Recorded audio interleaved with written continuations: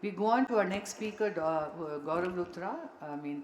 Was put together a very good instruction course, and he's going to be talking on AIOS2025 in phakic lens planning. And we have come to understand that just injecting a phakic IOL into the eye is not enough. There's a lot more in the pre-op planning and also in the post-op. Thank you, Dr. Chitra ma'am. And I wanted to share a few cases. This is like, I pulled out this case from 2005 when I first started doing ICLs.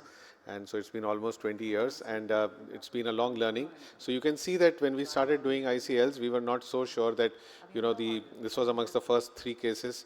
I was not very careful. I didn't know how to deal with a situation like this. I was doing probably a wound-assisted injection. My incision was 2.5 or 2.8, but, I probably didn't have enough counter pressure, so the ICL got stuck. And now I didn't know at that time that how you're supposed to deal with it. Today it would be so easy to just kind of pull it out, and you can see that I'm struggling whether to let it go in or out. And now I'll just show you how this would have happened recently.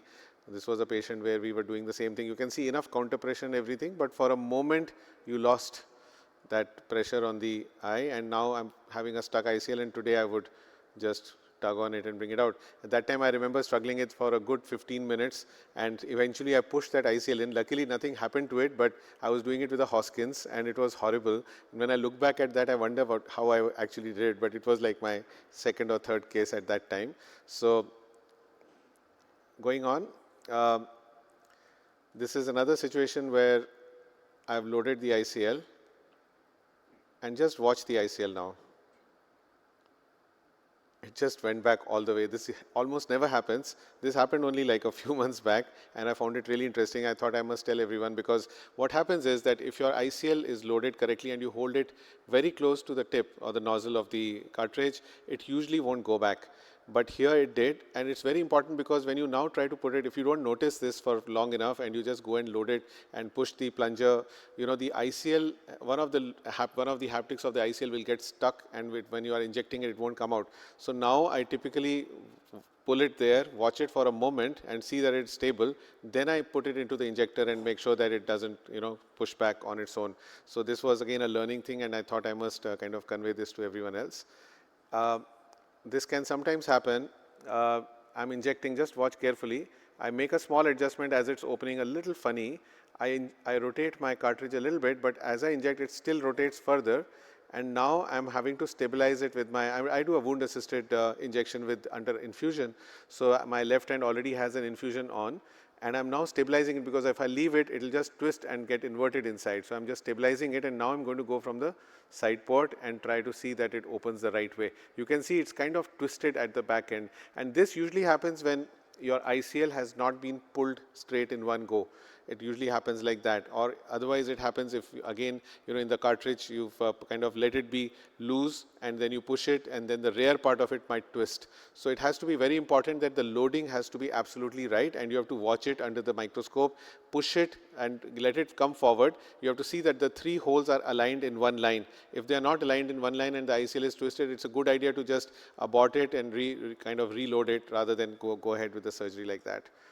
Now, another situation where we are injecting the lens, and as we inject it, you can notice, and that's what I was talking about, that sometimes, if you are not careful, the ICL has got, it's difficult to inject, so I had to abort it because it was not coming out, and now a small 2 parts of the ICL are actually projecting. The good thing is that because my incision is almost 3 millimeters, in spite of the fact that otherwise I would have probably gone back and reloaded this lens, but here with an adequate incision, I was able to get that still into the incision and still continue with the injection. Otherwise, I would have had to probably abort it, and if this happens to an IOL, you will never be able to do this. With an ICL, I was able to do it because ICLs are much more forgiving in this sense that they are much softer and thinner.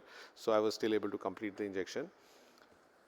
Another situation where I've managed to do the ICL really well, this is a 3 millimeter incision, but when I decide to close the incision, my main port is leaky for some reason. Maybe it's a short tunnel.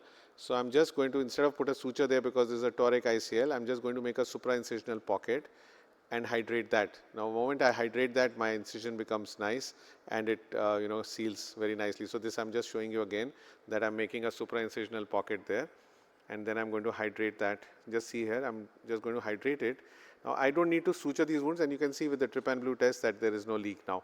So this works really well, and you can get away without, even for toric IOLs, and also today for a lot of my pediatric patients, I just make the superincisional pocket.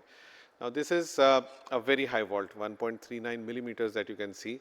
So this is going to cause problems because this might lead for angle closure in the periphery, and also pigment release and optic capture. So you have to be careful about these because this will cause IOP spikes and pigment dispersion, etc., and maybe glaucoma. And then also very low vault can cause ICL rotation, and of course a cataract formation may happen. So you have to be very careful with both these situations, and a totally different talk would be on how to assess the vault and how to plan the vault. So now you can do vault prediction. This is a decentered ICL because it's again a small sized ICL. It's kind of sunk below. It's like the sunset syndrome kind of a thing. So these ICLs again have to be brought out because they will keep rotating, especially if it's a toric ICL. This won't work for long with this patient. Now this is the non-centraflow old lens. This is a typical kind of cataract we used to get, and some of these patients are coming in now. Some of my patients I operated like 17, 18 years back with the traditional ICL with the older design.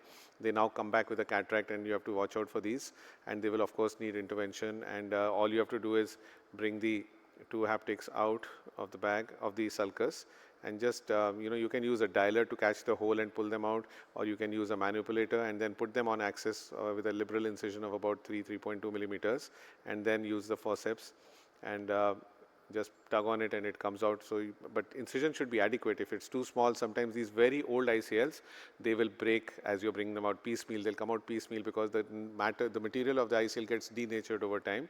So I've had one or two situations where my incision was small because I wanted to do a cataract surgery after that. So I didn't want to make it more than 2.5, 2.6, but the ICL just crumbled as I was explanting it.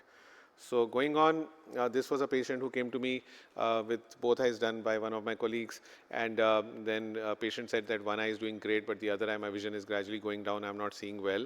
And he had gone back to his surgeon 2-3 times, but maybe because they did not have an OCT, they may not have picked up that the ICL was inverted, and patient was going around for almost 15-20 days like this. I told them to immediately get it explanted. The patient went back, got it explanted, but then came back after a week with a situation which was bad. This was the situation.